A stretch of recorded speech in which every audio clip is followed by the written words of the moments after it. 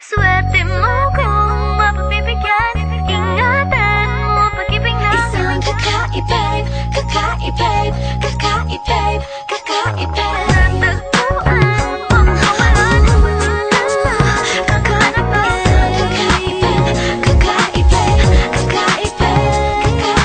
Simple walang ate, prende lang siya lagi. Pagkakasundo ng puso't utak nyo ay grabe. Kayang sumabay sa trip ng inyong tropa. Siya pa yata makapagtala sa'yo sa Dota. Di ka pahihirapan pa akyatin ng ligaw. Kahit ang kaya mong ipakain lang nga isa. Huwag kang magkakamali na pag-isipan siya ng chill. Wala lang talagang kaso sa kanya kung mag-G. Marunong maglaba kahit wala sa itsura.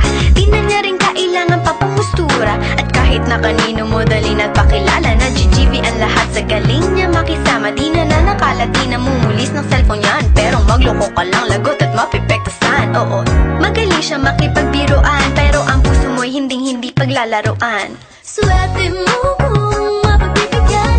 Ingatan mo ang pag-ibig na Isang kakaibig, kakaibig, kakaibig, kakaibig. natagpuan mo pagkawalan.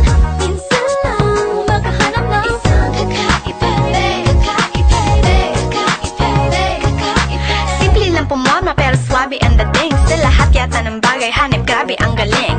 Chick na mahin, hindi makabasag tinggan. Pero sa basketball tambak, hindi ka papagbigyan.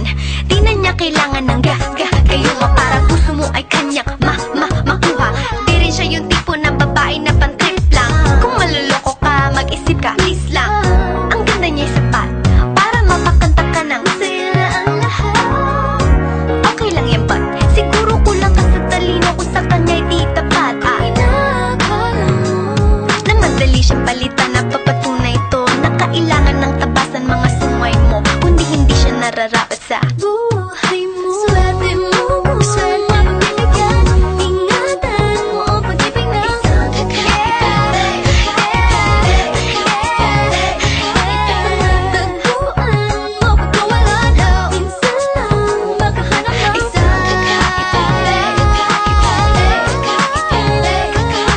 di mo siya maririnig humingi ng tawad. mararamdaman mo na lang at magugulat at gagaan ng loob kaya siya ay walang katulad. Di siya yung babae na masasabing tipikal.